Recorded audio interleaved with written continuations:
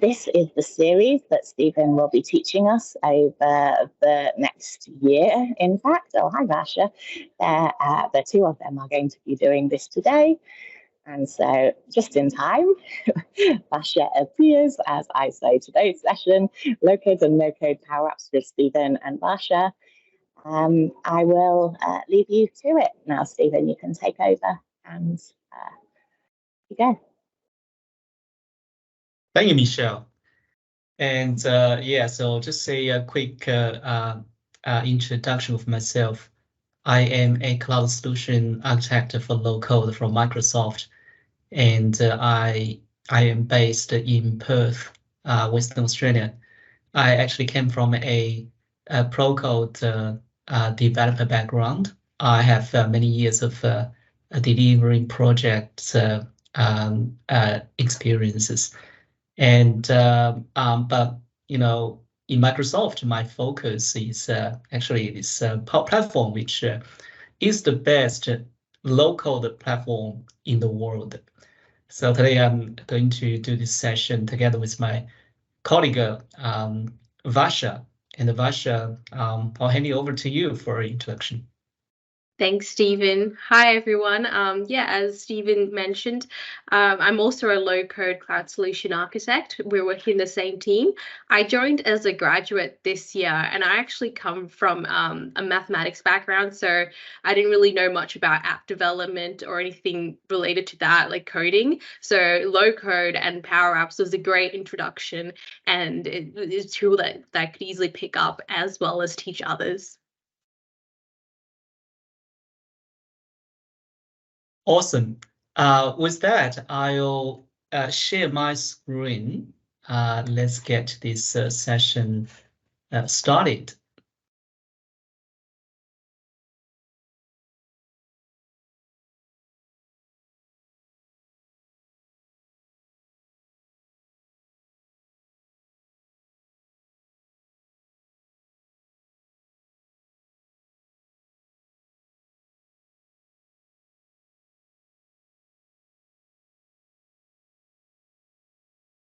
So as Michelle just showed that this is the first session of a series about Power Platform. And from March next year, all the way to October 2024, for each month on the first Friday at the same time, we will do one session about Power Platform. And so today, the topic is actually just an introduction to Power Platform. And it's so if you can follow the whole series, that would be really great, to help you to actually start learning about the Power Platform, how to use it. And also there are a lot of new features coming out from Power Platform very quickly. So this is the plan. So it may change, the topic may change, depends on the feedback and also the Power Platform new features, etc. So today I'm going to talk about what low-code development is, and then introduce Power Platform from the high-level perspective. And I'll take you through some of the key products and the components of Power Platform. And then after that, I'll show you around in the AppMake portal website. That's where you can build your apps, your flows, etc., and do a live demo as well. And I'll show you some learning resources to help you get started. And then we will go into a Q&A session, and if we have time left. So during the session, if you have any questions or comments, please feel free to pop that out in the chat, or in the Teams, there is a raise hand button or function, and you can use that. next to the raise hand button, there is a react button. So if you have any, if you like any of the slides or topics, or you're excited, feel free to use the react button to show your reactions or emotions here. And so, yeah, before we start today's session, can everyone give me a reaction in the chat? So either a sum up or a heart reaction, anything to reflect your your how you feel. Oh, awesome! I see some reactions, and so let's go into today's session. Let's talk about low-code development. And if you haven't heard this concept before, low-code development is related to traditional application development, or called the first approach, right? So by contrast, the local development, the idea is that you write less code or sometimes even no code at all to build your applications or your solutions. And it has some features, right? So first of all, it should be simple to use, and also, users should be able to use the visual operations to complete the task or to build applications, etc. And it's easy to do, it's simple, but then relatively speaking, compared to the code first approach or the traditional application development process, local development a lot of times is less flexible and less customizable. And but it has some really good benefits, right? First of all, one of the biggest ones is cost saving. The idea is that many more people without the programming background or technical background, they can use local development to start building applications or solutions for them or for their team. And so that means it's more accessible for business, and compared to the traditional way of building applications or developing projects, you don't have to wait for the IT department or the development team to be freed to have the resource or capacity to build the application for you. And that comes with a cost as well, right?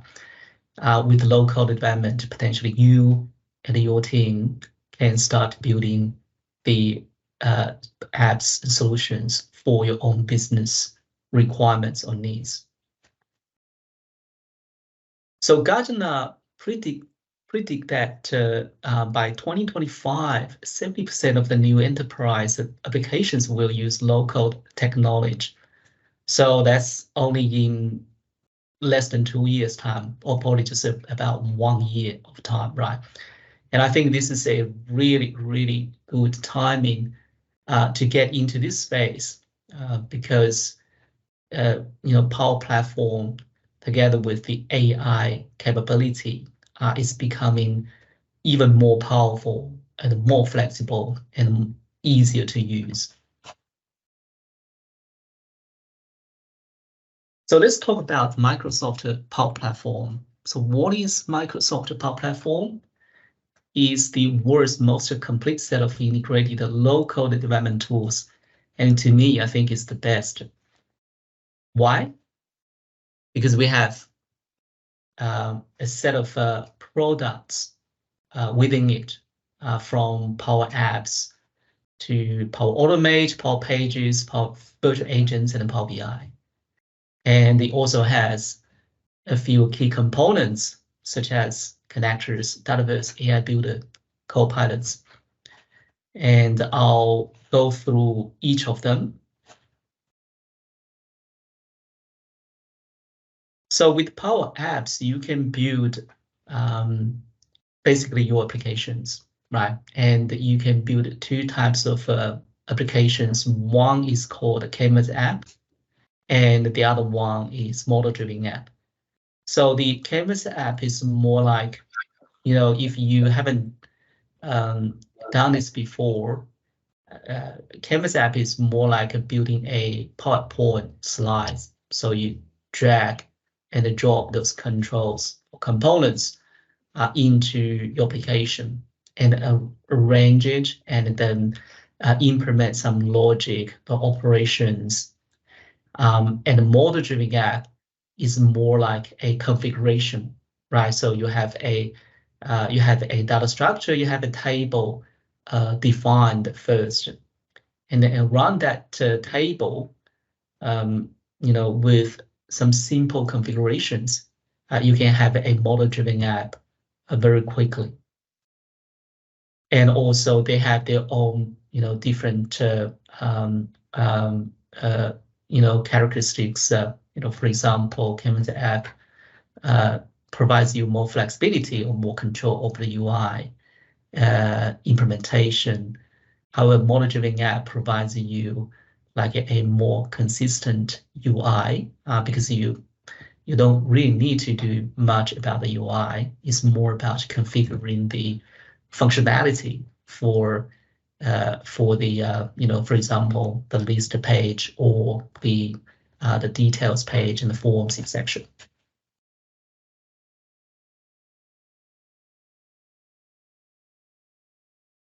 So Power Automate is you can use Power Automate to automate your process.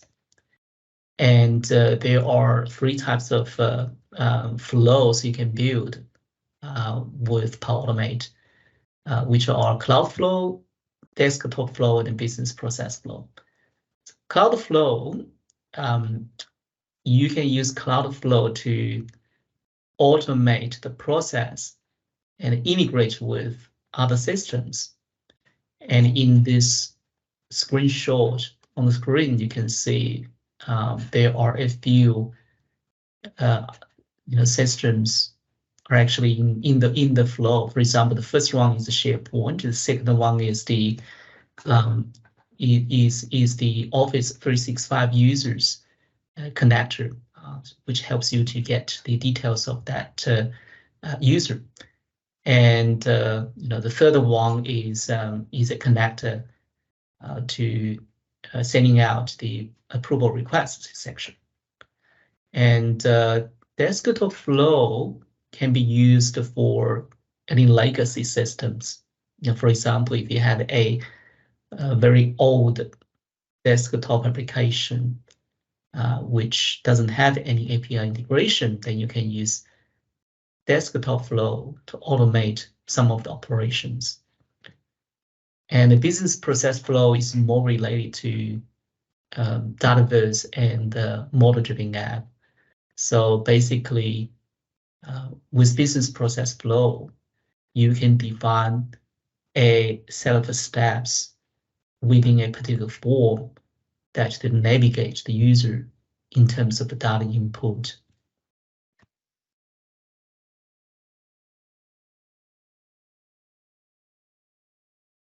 So Power Pages, so in contrast to Power Apps, Power Pages, you can use it to build external websites.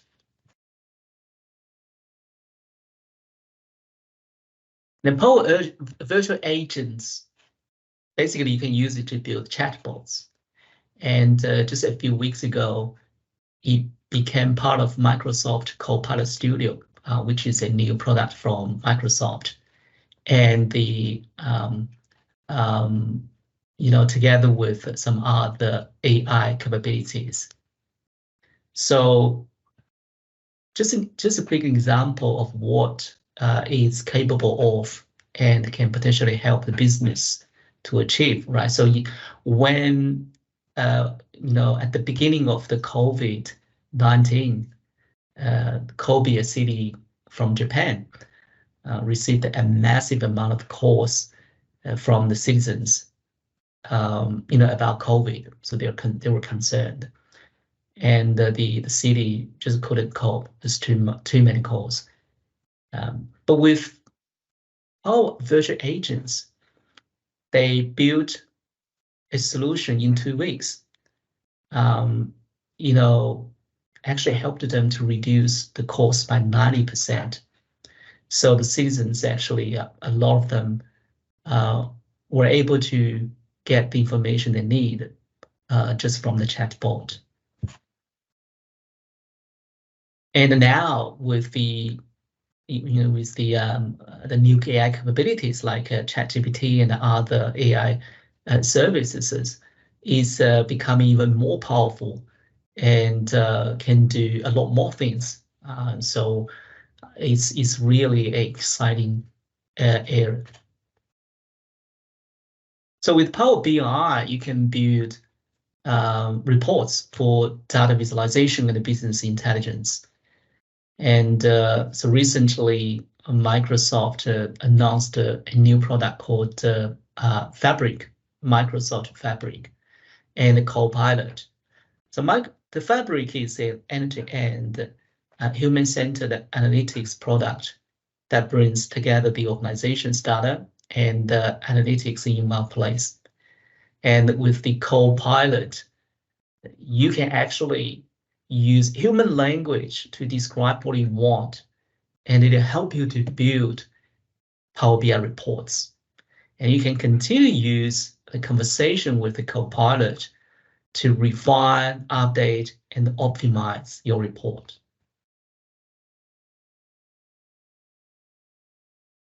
And so those are some of the products from Power Platform, and there are some key components. The first one is the connector. So basically, connector is a wrapper of API, and so it has the two components inside: the trigger and action. The trigger is related to when an event happens, right? For example, when you receive an email, or when a form is submitted, or when a particular time is reached. And so that's in really that. So you can build it, for example, you can build a flow, but triggered by some of the events by using the right trigger from the connectors you want. And so that's the trigger. And actions is what you can do with the connector. For example, one of the common connectors is the Office 365 Outlook. And with that, there are actions in the connector. For example, you can use the action to send emails. You can use the actions to download attachments, etc. And there are 3 types of connectors: standard ones, premium ones, and a custom connector. The standard ones is the basically you can use the standard ones without any extra Power Platform or Power Apps licenses. You just need, like, for example, a Microsoft 365 E3 or E5 licenses, which gives you the products of Word, Outlook, Excel, etc. And there are premium connectors as well, which means for those ones you will need a premium license to use it. And so at the moment there are more than 1,500 out-of-box connectors. But if that's not enough, you can build your own connector, which is the custom connector. For example, you or your team or other teams from your organization build a API, then you can build a custom connector based on that API, and then the the apps or flows can access the API through the custom connector. And here are a few examples of the out-of-box connectors, right? So from the OneDrive to Outlook to Teams, Excel, GitHub, and Adobe. So there are connectors from Microsoft, and there are connectors from other providers, and such as Adobe.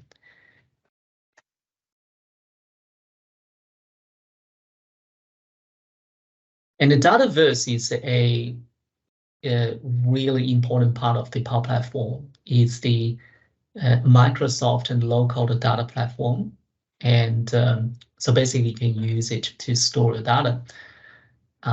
It's also competitive. You can store your data in Excel, SharePoint lists, etc. Right?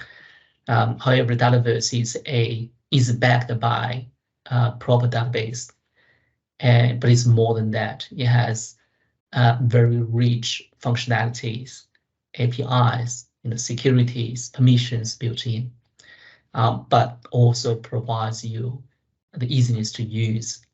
And one of the things I really liked it is the ability you can build the model-driven app very easily from the database table. So one of the ways, for example, Excel is very commonly used in a lot of places to store data, sometimes even for team collaboration, right? And but Excel has its, it's very easy to use. It's a very, easy to understand. But the cons is that it's not really suitable for team collaboration. And there are times when the data is too much. It's difficult. It becomes difficult to manage. So in Power Platform or in Dataverse, you can easily import everything, import Excel into the Dataverse, and it'll create the tables together with the data for you. And then from there, you can easily build apps, flows, etc.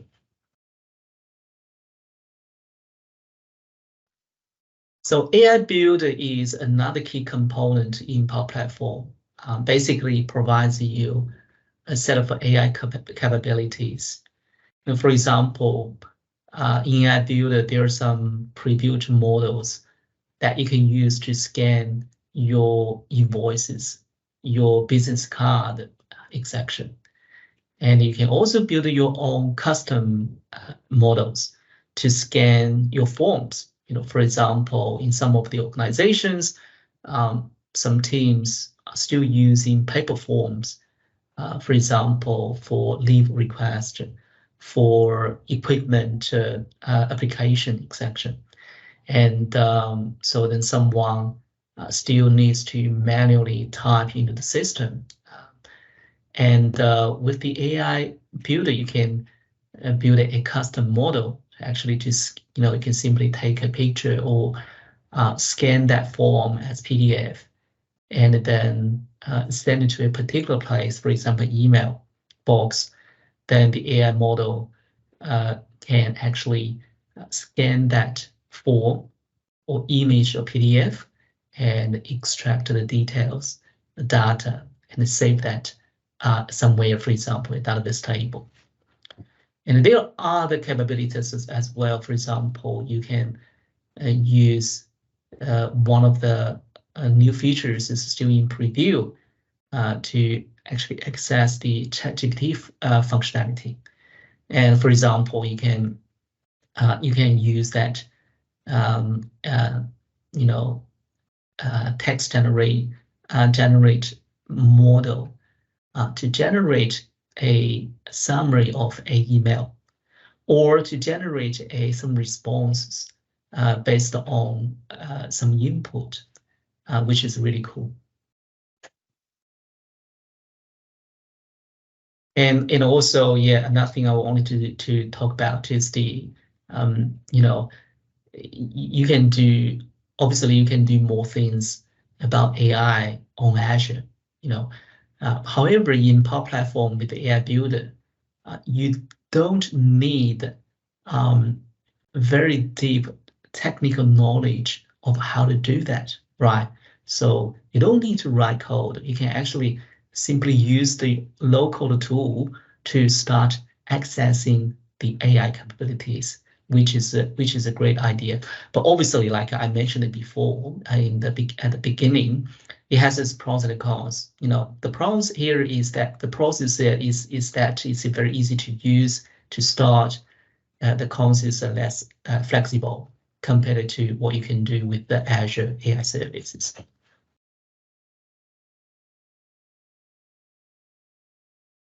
So the last but not the least component is copilots. In Power Platform, there are a few copilots. For example, in Power Apps, you can use the copilot to build an app by describing what you want.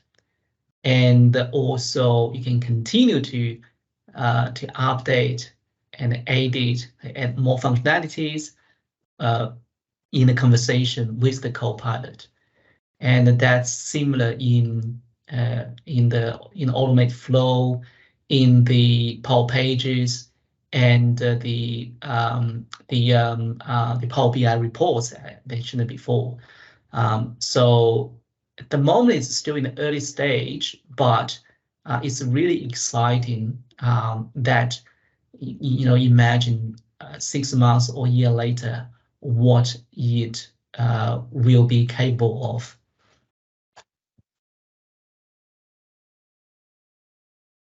So now looking back at this diagram again, right? Why I think, why it says it's the most complete set of tools, and why I think it's the best. Because if you look at the components, it has everything from the apps, building apps either from web or mobile applications, to collect the data, to interact with the user, and to automate the process, and for external access or information sharing, to build the chatbots and the Power BI reports to use your data. And together with some other components, you have the full solution around the data, right? So it's all about data, how to collect the data, process your data, store your data, and then use your data.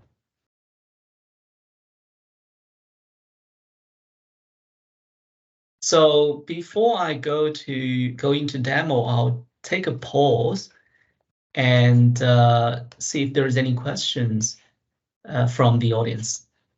Yeah, please feel free to come off on mute or just type your questions or comments in the chat.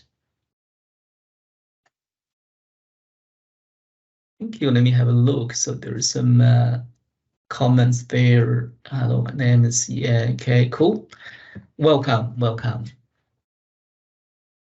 Okay, cool. So I'll do a quick demo to show you what the AppMaker portal looks like. And that's where you build your app. So first of all, it's very easy to remember. So where to start? make.powerapps.com. And this will take you to the homepage of the AppMaker portal. And let's have a quick look what it has. Now, on the homepage, so let's build an app. So this is the Copilot I just mentioned in the Power Apps, right? So you can start typing or describing what you want, and it'll guide you through in the conversation to build an app for you. And there are other things, some shortcuts to some of the functionalities that you can access from other menus. For example, you can create an app, start with data or a page design or a template exception. It also shows you your applications, your apps, if you have built any, and there are some links to some of the learning materials. And so in the create menu, you can that's where you can start building your app. You can build from a blank one, from a database table, SharePoint list exception. And there are templates here as well. So you can start with any template, and it'll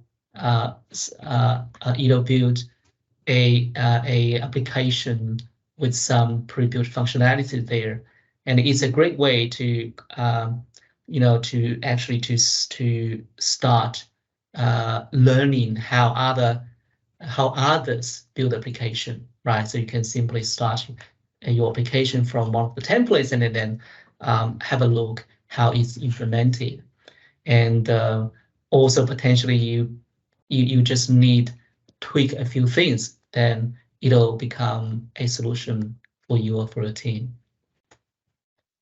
And on the learn page, there are some really good materials. For example, there are some guided learning and about Power Platform, and there are courses, modules, and also like app in the day, events, etc. And there is also this community, really good. For example, the Power Apps community. A lot of people asking questions and answering questions there. So chances are, if you have any challenges or questions, you may find some people may have already asked the questions in the community, and someone else has already answered that. And exception. And also, we have the if you are in Perth, we have a user group called data analytics, AI and Power Platform user group. So we hold sessions or events on Wednesdays from time to time. So feel free to search that on Meetup. And I believe there are other user groups in other cities in Australia as well. So feel free to search and encourage you to attend. It's always good to have some face-to-face interactions with other people with the same interests, isn't it? And there are articles here as well. For example, the Power Apps blog, and I subscribe. This is one of the things that I subscribed to. So most of the time, the latest announcement, for example, of the new features, it's actually published here, and you should be able to get the first announcements from here for any new features, new products, and all, when they are released.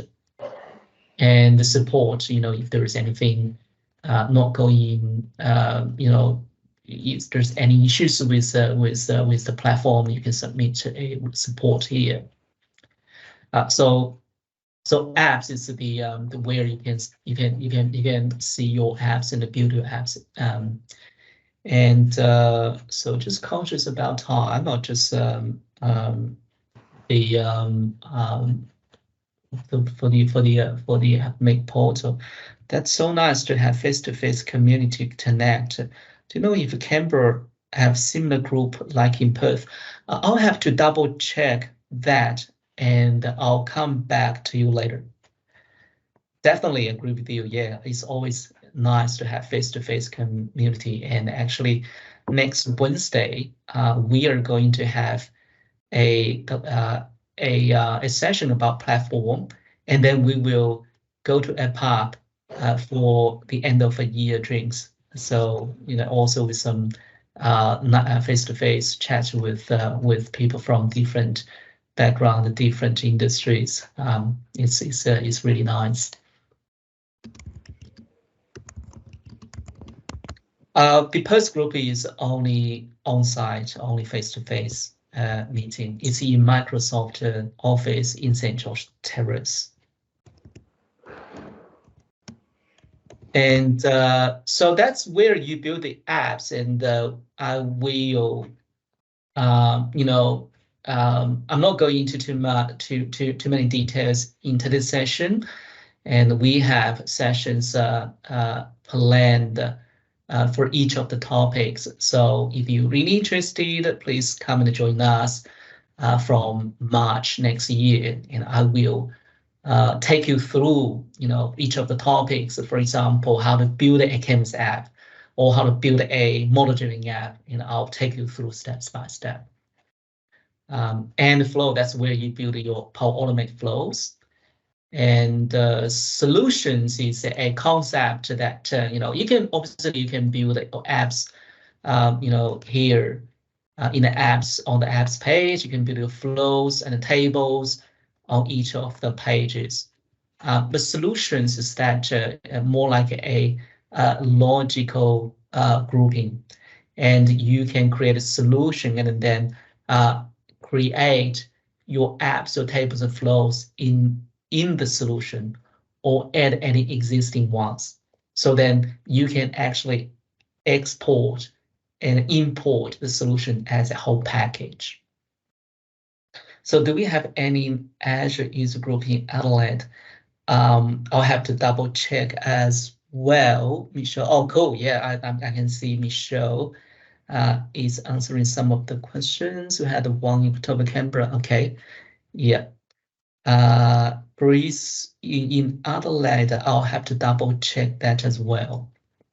I'm not sure if Varsha or Michelle know if there is any Azure user group in Adelaide. I think there is one. Azure, there should be one for Azure, but I have to double check. And so that's the solution. And obviously there are more.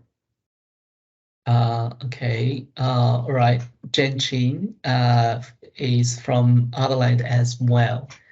Yeah, I think we have office in Adelaide, so I can double check that afterwards. And so there are more things. For example, you can create chatbots. That's what I mentioned before, the virtual agent, right? And then AI Hub, that's where you can build your AI models or use some of the pre-built AI models, etc. And there are other places you can go from here. For example, you can go to Power Automate Maker portal. So this one is the App Maker portal, and this is Power Automate Maker portal. There are similar functionalities and menus over there, but it's more focused on flows. So there are some things more specific to flows. But you can do most of the things in the App Maker portal as well. So that's at least that's my personal preference. I normally do everything from here, but it's totally personal choice. And you can go to Power BI, Power Pages, Power Virtual Agents, and the Power Platform Admin Center as well. So cool. So with that, I'll quickly do a live demo that what we can do to with Power Platform to actually build something useful quickly. So now let's go to Microsoft Forms. And Microsoft Forms is really simple and easy to build and use, right, to collect the data. And the trouble is that it's so simple, it's not so flexible or easy to extend, right? But with Power Platform, you can do a lot more things. And so with Power Platform, automate flow, you can actually implement a flow to be triggered by the form, and then do something. For example, save that details into a SharePoint list, and then send some emails out, or send a Teams message. So now, actually, you can go to Microsoft Forms by clicking the dots, and come to explore all your apps, and you should be able to find the Forms, SharePoint, etc. A lot more things. And now, so in Microsoft Forms, I'll quickly build a new form called, let's just say, service request, right? So just imagine your team, you or your team handles the service requests from others, and you can simply build so instead of like calling you or your team or sending emails, you can build a form, Microsoft Forms, to collect the data you want. For example, I'll add a one to what's your so name, what's your name, and then let's just say department, and then I'll say request details. Very simple, right? So name, department, request details. And then you may ask, why not capture email? That's a good idea. We can capture email as well. However, the email actually is part of the response already. So I'll show you how you can get that data as well. So basically, that's the form. That's a very simple form. And let's do a quick test. Let's do the preview, and name, it means Stephen Zeng. I'm from CSU in Microsoft, and request details, let's say I need a new laptop, just something like that. Submit. Okay, so that's successful. And I can see my response from there as well. If I go to the forms, go to service request, I should be able to see the responses from here, right? So there's one response, and you can obviously export all your responses in Excel as well. So now I wanted to actually save the response to a SharePoint list, so that myself and my team can simply go to the SharePoint list and to see all the requests there, right? So now I go to my Power Platform SharePoint site, and I'll create a SharePoint list, and start with blank list. I'll just call it service requests. And now with the service request, I'll save the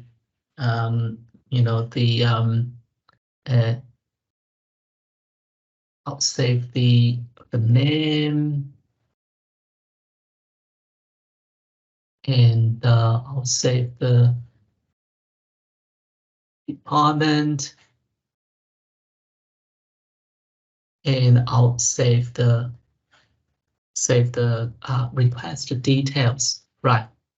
And also email. I want to save the emails as well, so that I know how to contact the person when the requester has any updates. So let's just say email. Okay, so now I have this list.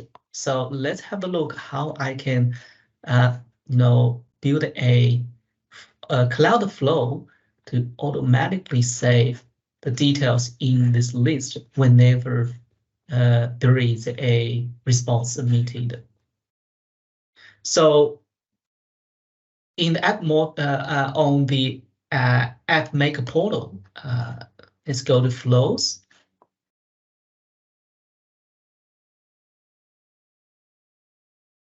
And I'll create a new flow. And this should be an automated Cloudflow. And I just say service request flow. And it should be triggered by Microsoft Forms when a new response is submitted. And this is the Microsoft Forms connector. If you remember, previously I explained that a connector has triggers and actions, right? The triggers is how related to what a certain type of events happen, and the action is what you can do from the connector or through the connector. And in this case, is that the trigger is that when a new response is submitted.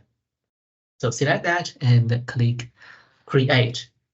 Now, so this is the, as you can see, this is the trigger when a new response is submitted, and this is the start of my flow, which means when a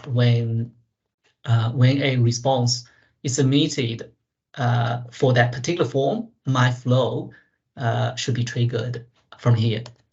And in the form ID, just choose the request service request. So that's the form I just created.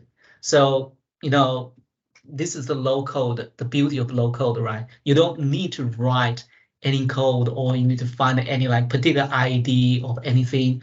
It actually just figure that out for you, and then you just need to pick the one you want. And then add a new step. So that's the I'll add an action still from the Microsoft Forms to collect the details, get response details, and still pick the same form, and I'll choose the response ID. So this is a dynamic value, which is from the previous step, which is the trigger. Okay, so this step should give me all the details I need from the response. And now, next, I'm going to save that into the SharePoint list I just created. So if I just search SharePoint, or you can click expand to see more connectors. And so choose SharePoint. And there are a list of actions you can do. So here, what I need to do is pick the create item. That's get items and create item. So that'll save. That'll create an item in the SharePoint list. So first, I need to pick the website, Power Platform training website, training site. And I should be able to see that service request list. So that's the list I just created. Again, it figures out for you automatically. It lists all the requests list available, or you have the access to. And once I selected this list, it shows you, the fields the list contains, right? And automatically, so that's the beauty. Again, that's the beauty of the low code, and you don't have to write like any code for a particular field, for a particular column. It actually figures that for you. You just need to fill the values there. So the title is a default one, and for this session demo purpose, I'll just simply say test, and the name should be the from the response. So that's get the response details, the name, department, request details, and the email. The email is the responder's email. That's from the get response details. That's part of the submission. So you don't have to actually capture that explicitly. It actually is part of the response by default. So now we have the responder's email, right? And I'll save that. And if I run that, or if I submit a new request, it should be able to trigger this flow and then save the details into that list. So let's do a quick test. Manually test. Now it's getting ready, and now actually the flow is running and just waiting for the submission. So now if we go to the form And if I go to preview, and I'll submit a request. Department is CSU, and the details is I need a new mouth this one. Let's submit. Okay, submitted. Let's go back to the flow. As you can see, the flow has been triggered and ran successfully. And then we should be able to see the item in the SharePoint list. So as you can see, everything is saved or created for you. So it's from Stephen Zeng from the department CSU, and the details is I need mouth. As you can see, it actually captured my email address. This is my tester account email address as well. So as you can see, just with a few clicks in a few minutes, I already created something or a solution potentially can be useful in the real world, right? You can, I know that some of the clients or the companies are still using emails or sometimes even paper forms to collect the requests, or for people to submit requests, and then someone else manage or type them into an Excel file. It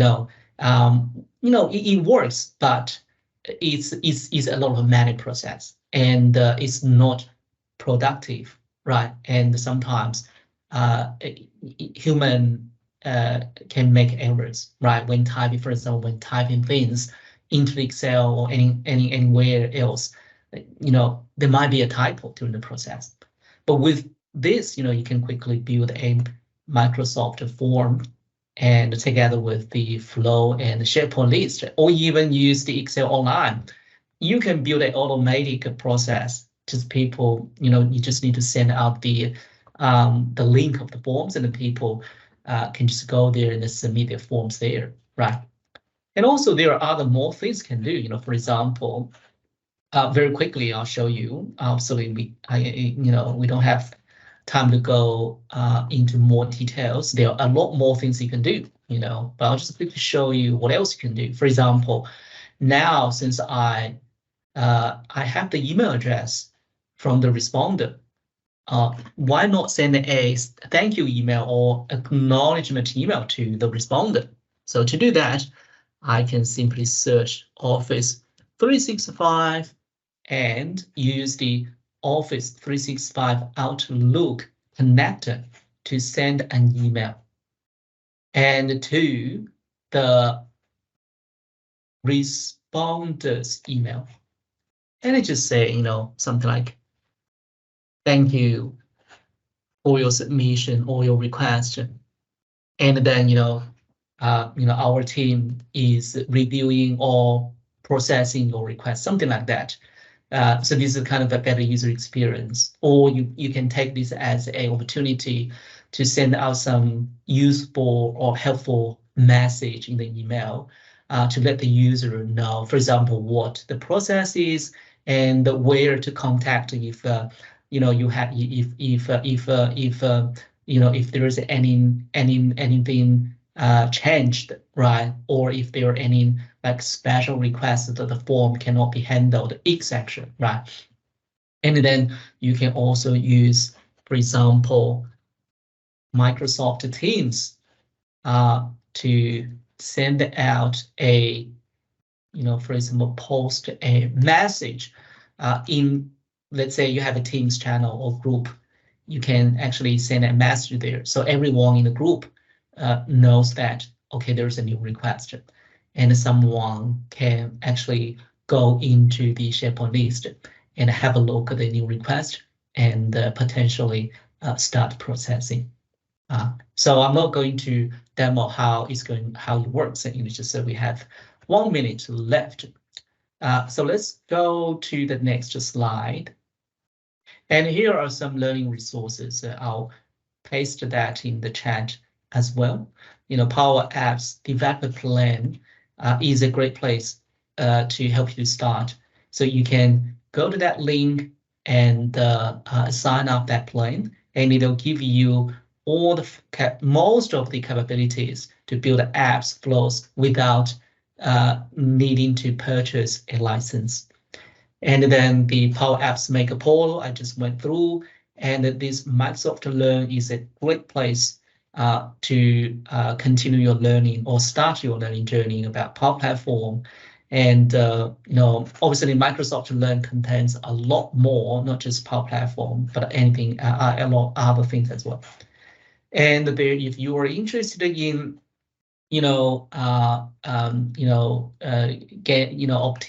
obtaining some certificates, there are if there are details here in the Power Platform certificates link as well.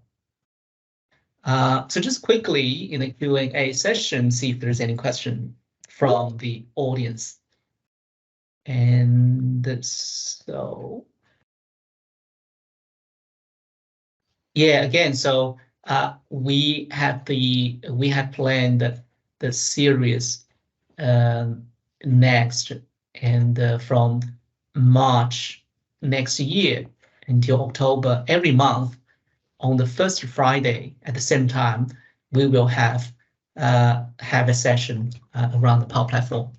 And the next one is build a Power Apps Canvas app, and I will take you through or show you step by step how you can create a Canvas app. Cool, and with that, that's today's session. And just one last call, see if there is anyone from the audience has any questions or comments. Otherwise, please give me some reactions in the Teams if you really like it.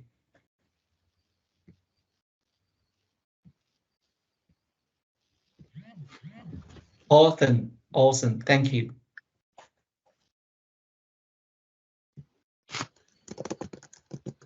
How to view this recording again? I think Michelle will put this in her YouTube channel, and I'll ask her to paste the link in the chat as well. Cool. Otherwise, with that, thank you very much for everyone attending today's session, and I look forward to seeing you in the next session. And also, please feel free to spread the message to anyone else that you think might be interested in learning our platform. Thank you.